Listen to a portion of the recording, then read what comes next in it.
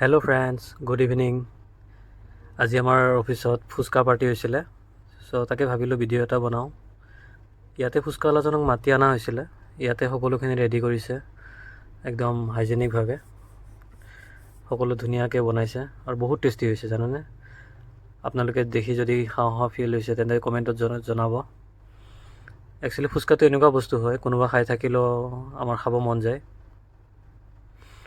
সঁচাই ধুনীয়া বনাইছিলে, চ' ভাল লাগিল।